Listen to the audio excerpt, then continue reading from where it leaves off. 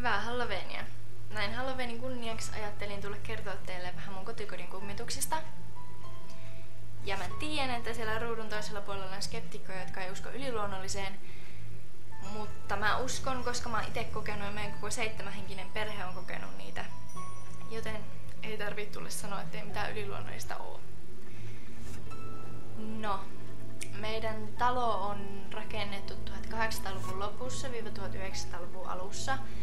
Eli yli 100-vuotias vanha hirsitalo. Ja meidän perhe muutti siihen 87-88. Ja silloin kun ne muutti sinne, niin yläkertaa ei ollut rakennettu. Eli siellä niin kun oli tavallaan paikka yläkerralla, mutta sitä ei ollut rakennettu. You know.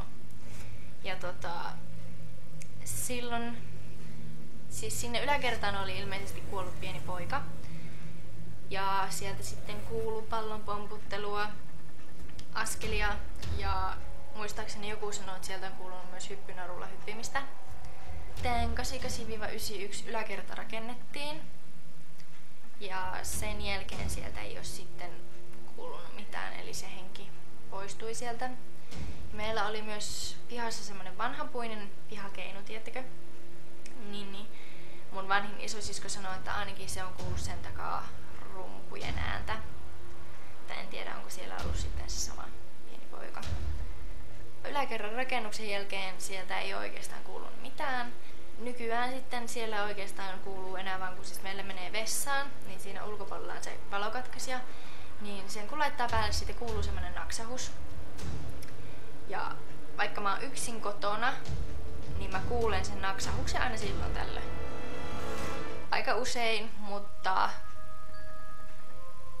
mä oon jotenkin niin tottunut siihen, että se ei oikeastaan hetkautumaan enää. Et meillä nyt on joku haume, joka haluaa käydä vessassa ja that's it.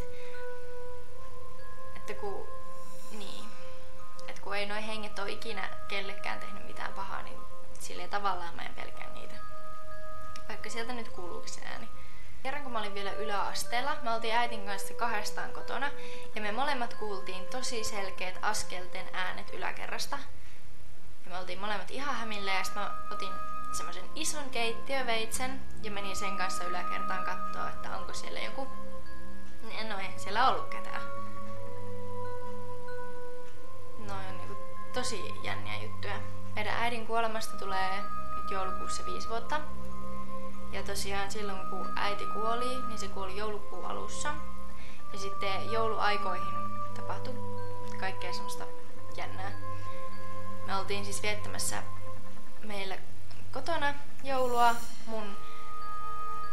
Siellä oli iskä, minä ja sitten ainakin mun yksi isosiskoista ja sen tytöt.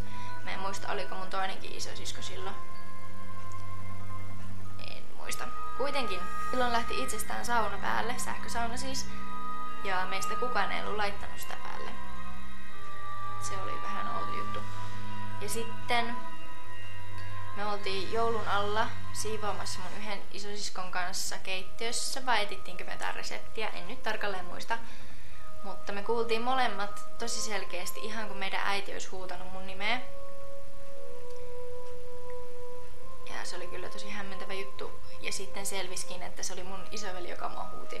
Mutta mun isoveli ei kuulosta meidän äidiltä. Joten en tiedä. Ja sitten olisiko ollut aaton yö vai aaton yö, niin mun isosisko nukkui alakerrasta makkarissa. Ja se kuuli keskellä yötä, kun joulukuusesta tippui joulupallo. Ja mä en usko sitäkään, että se olisi sieltä ihan itsestään tippunut, kun siellä ei liikkunut ketään, että siellä olisi ollut ilmavirtaa, että se olisi siitä tippunut. Eikä ne pallot myöskään ollut silleen mitenkään huonosti siinä kuusessa, että ne olisi ihan vaan tippunut. Sekin oli vähän jännä, mutta me ollaan ajateltu se niin, että äiti halusi viettää meidän kanssa joulua, eikä se oikeastaan meitä ketään ole pelottanut.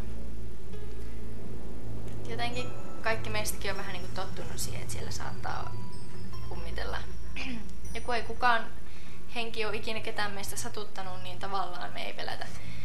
Tosin kyllä mä aina välillä, kun mä yksin siellä kotona oon, ja varsinkin jos menen ja katson jotain yliluonnollista leffaa tai sarjaa, niin kuin tässä vähän aikaa sitten katoin, kun isosisko sanoi, että katsopas tämä. Oli joku ohjelma, joka kertoi riivatuista taloista. Ja siellä oli demoni vallannut sen talon ja oli aika pelottava jakso ja voin kertoa, en ole sen jälkeen nukkunut ilman valoja kuin ehkä pari yötä. Tosin senkin takia, että siellä mun huoneessa on hiiri jossain ja mä en oikein niistä tykkää, mutta me ei ole saatu sitä vielä ansaan vasta tällä kertaa. Oisa mulla vaikka mitä kummitustarinoita kerrottavana, esimerkiksi siitä, kun mun isosiskot on käynyt meidän naapurikylän kummituskartanolla ja sieltä niitä juttuja riittäisi vaikka kuinka paljon, mutta ehkä seuraavalla kerralla. Moi moi!